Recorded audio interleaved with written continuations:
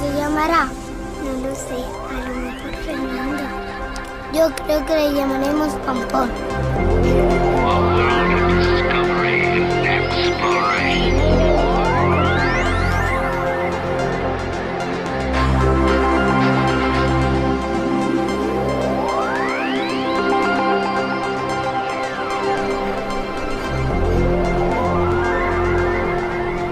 ¿Sabes cómo domar un lustro?